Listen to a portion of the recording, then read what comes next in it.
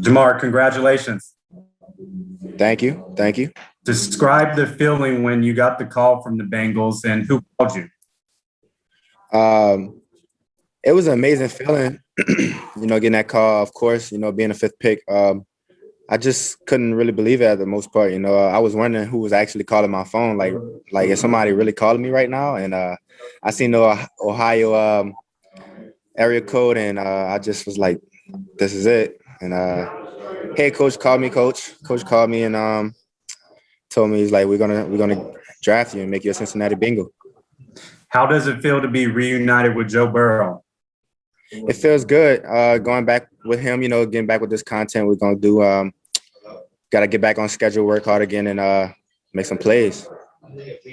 More, you were wearing a jacket. You had a lot of pictures in there of a lot of people. As we say, it takes a village to raise a child. Talk about representing your hometown and all the people that were adorned in your jacket.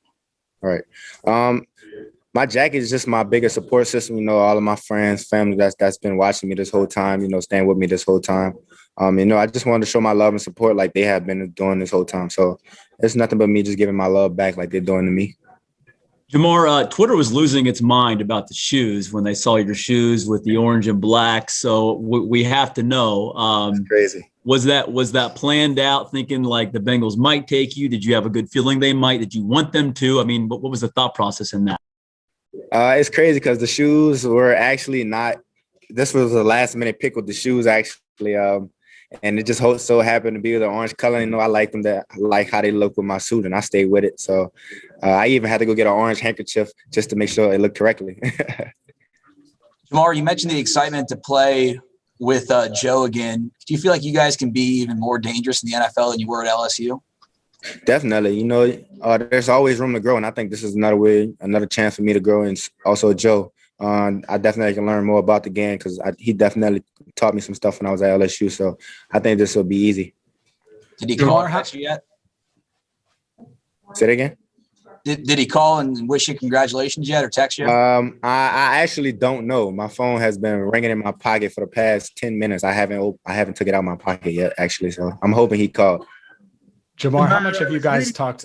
Jamar, how much have you guys talked to you and Joe about this potential reunion? Me and Joe talked about this maybe like 3-4 times, actually. We talked about a good bit of times.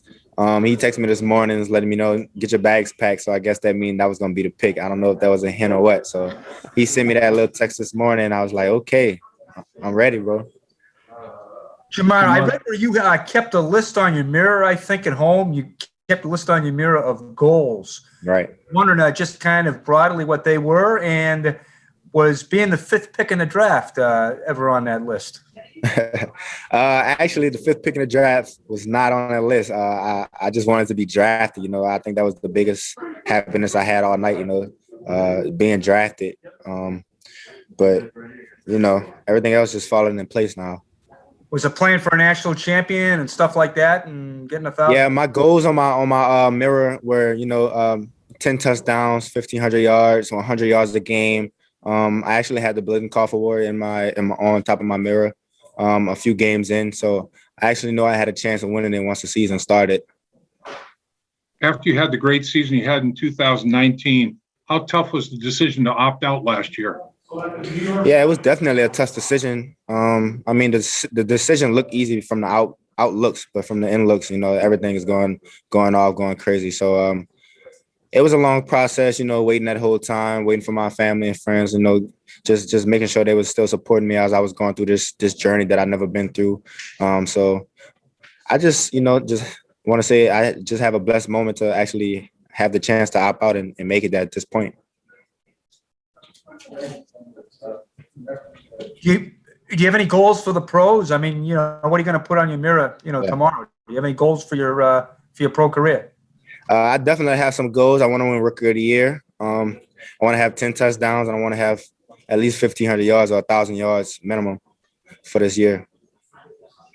2019, Joe Brady was your offensive coordinator, and you were in a pro-style offense working against, SEC corners or high draft picks in the NFL. Do you feel like being part of that whole thing will make your transition that much easier to the NFL? Definitely. just by how I handle myself at LSU, you know, with Joe Brady and Coach O and Mickey. Those guys made me into the man I am today. That made me a better football player. I think, you know, me going with the Bengals would just be easier, you know, going back to the old players we probably had. So it shouldn't be nothing new for me. Jamar, what did you like about playing with Joe those 2 seasons at LSU? Me and Joe built a relationship in the summertime before my sophomore year. I like the way Joe handles himself. You know, he's always calm, very collective, you know, and he's not afraid to tell me something. So that's something I love that for my quarterback. You know, me and him is always talking. We're on the same page, communicating about the defenses, offenses. So I'm always willing to learn and have an open ear whenever Joe's talking to me. What's that like for you to kind of have that relationship already built in as you're making this transition from the college to the pros? I think it's a big thing, you know. This is something that, you know, a lot of people might not have the chance to do, especially be with their quarterback that they want to blink off a little bit. So I think that's something that's going to be great. You know, might have a tremendous start. We'll see what week 1 brings us. Jamar, you started to really evolve into the wide receiver position. Was there any wide receiver that you looked up to, maybe patterned your game after as you started to become really skilled at this craft? Definitely. When I was growing up, Ezekiel Elliott's first year, that was my favorite team, Dallas Cowboys, actually. I was always watching Bryant. That was somebody I grew onto as I grew up. And then once I got older, I started watching Stephon Diggs and watching how he moved and shifted his body in different ways and always stopped on a dime. So for the most part now, I just try to take as many pieces from different players and add them to my own. Jamar, obviously you had that record-setting season in 2019. How has your game improved over the past 16 months or so? Yeah, my game definitely going to make a tremendous jump. I don't know how it's improved already, but I'm definitely willing to see for myself. You know, I haven't played a whole year of football, so when I get back to practice and getting back to feeling like myself again, I definitely know for sure I'll have a great season. Did you watch the Bengals more closely this season because of Joe, and what did you learn about the team? I actually did watch the Bengals play one time. They played on TV. I seen that they ran a couple of LSU plays, you know, but that's a good thing, you know. For the most part, you know, watching Joe, I'm always going to follow Jordan just because, you know, he's a bud of mine, had a quarterback relationship. So, you know, I was always cheering him on like I do the rest of the LSU guys. Jamar, outside of the obvious winning the national championship, do you have a best memory with Joe, whether it's on the field or off the field? Do you have a best memory that you look back on with Joe Burrow? I'll probably say Ole Miss game when I put on some icy hot. It was pretty cold that game. I actually put some stuff on my arms, and Joe didn't like it. He told me to take it off because I'm getting the ball too slippery. So I'll probably say that was actually a funny moment for me because I wasn't expecting him to go off on me about that. You got a lot of traits that wide receivers, you know, covet. What do you think is your best trait at the wide receiver position? What do you do best in your mind? Yeah, my best trait at receiver. That's the reason why I'm the best receiver in this draft. My high point is the best thing I have. You can definitely see that for looks. I have strong hands. That's the high point again. Releases are getting cleaner, and then my routes are very good. You know, I make a good way of getting a defender off me because they always holding me. I never did get a call in college, so just looking at my film will show you how good my routes are. Can you describe the summer of 10,000 catches and what that did for your development? Yeah, the summer of the 10,000 catches actually was a great move for me, actually. It made me realize how much that I need to catch the ball more, you know, just keeping that same routine of catching footballs in your mind all the time. I think that's something that, you know, NFL is now my job. So, you know, catching the ball is my job now. So that's all that I have to do. So the 10,000 catches might start again this summer. So it was a good jump for me. Jamar, who shared the moment with you tonight in the NFL draft room? I know your parents were there. Who all did you want to share that moment with you? Yeah, my brother Terrell was there. My mom, my dad, my cousin Jada was there. Mickey Joseph was there. Coach O, my agents, and those were it. You know, I just couldn't. You know, I couldn't ask for a better support than the guys who were in the room tonight. So I could just say thank you for that. You know, Jamar, obviously Joe's coming off the knee injury, and you know, how do you phase that in? Have you kind of talked to him about being able to get those routes with him early as he's trying to come off? I mean, what does that timetable look like for y'all to kind of get that chemistry back to kind of where it was when y'all were at LSU? Yeah, I'll see where he is on his injury. I'm pretty sure, whenever I meet with him, we'll probably get a session in as soon as we could, whenever he's feeling great. But for the most part, health is the biggest thing in the NFL, and I think he can get his health first. Worry about his health is the first thing first, and then get back to me. Jamar, did you have a pecking order in your mind of teams that you maybe wanted to go to before the draft started? And what was it you wanted to get most out of whatever team ended up taking you in this draft? I actually didn't care where I went, man. It's just a blessing to be here, for the most part. I really just wanted to get drafted by anybody. I mean, anybody could have got me. I would try to make an impact. So it's just a blessing, honestly, man. Just to say I got the 5th pick. That's before Jamal Adams. So I mean, that's a high pick, So I'm gonna go back home and go laugh at my friends about this. This is crazy, and it still doesn't feel real at the moment. So I'm just gonna enjoy it, soak it all in. I'm sure you and Joe Burrow spoke more than once prior to the draft. What did he have to tell you about the Cincinnati Bengals organization? Joe didn't really tell me too much about the organization yet. We didn't really talk about anything about the organization. We're talking about ourselves, really trying to make sure we're back on the page and talking about he low-key be recruiting me on the low, telling me we getting you and stuff like that. So that was a conversation we've been having lately. So What was your reaction like when he was low-key recruiting you and saying, "Hey, we're gonna go get you"? I actually was believing him. Sometimes I was like, "Stop playing with me," and then sometimes, I was like, "Okay, bro, I got you. I'm ready now." So I believed him this morning when he told me, pack my bag. So that's when I finally was like, "Damn, he might really be calling this." So that's when I took his word. You're known for your strength. What is the strongest thing you've ever done? The strongest thing you've picked up or thrown or? Yeah. I hand cleaned 395 one time. So that was probably end of my freshman year. I definitely did that. I got a video of it. So that was probably the strongest thing I did. I haven't been really lifting too heavy anymore. What have been your early impressions on Zac Taylor? Zac Taylor? Head coach. Messing with you, my guy. But yeah, he called me earlier, telling me, we're excited to have you. And he was talking about, building that chemistry back up with Joe. So, I'm ready. I told him I can't wait to put on a show. Let's do it, Coach.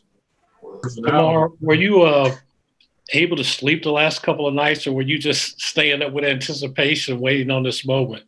I actually been being calm this whole time. I actually didn't know where I was going to go until probably an hour before I got here. So I was staying calm. I slept like a baby last night, to be honest, man. I was pretty tired, man. Ohio and New Orleans time zone is a little different. So I definitely crashed when I got inside last night. So you'll probably sleep well tonight then. I definitely will. Jamar, I'm sure you've seen the new rules where receivers can wear single-digit numbers. Do you want to wear number 1 with the Bengals? That's the plan. Getting back in 1. I think that's my goal right there. I think that's what I want to do. Well, that's what I want to do. That's not what I think. Jamar, before this draft, have you been to Ohio before? And what do you remember about just ever watching the Bengals growing up? Yeah, I've never been to Ohio, actually. This is actually my first time close to Ohio. So I'm going to be out there tomorrow. I can't wait to see what's in store. So I'm just going to soak it all in.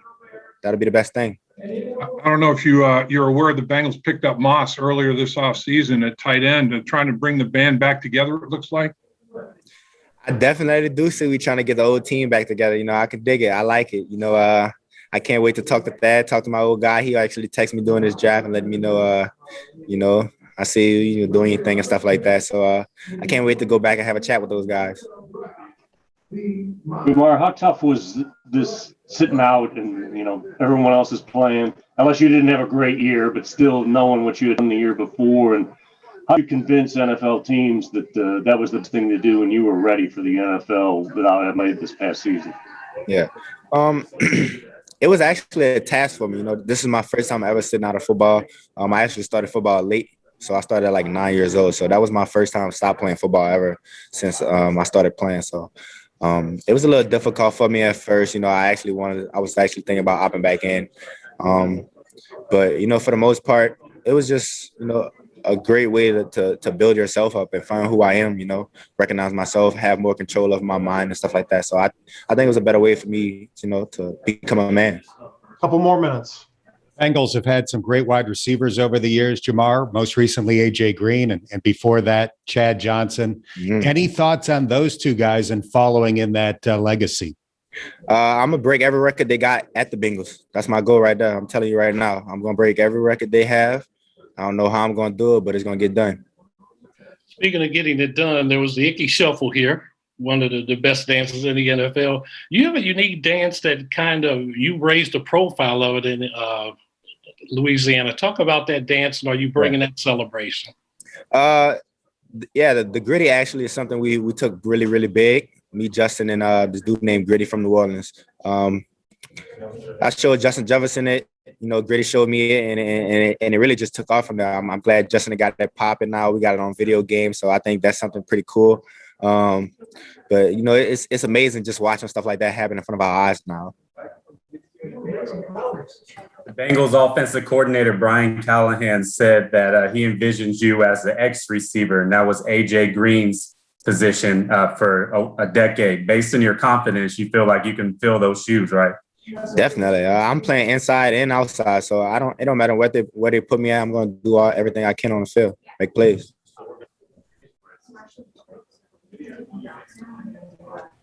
Any more questions for Jamar?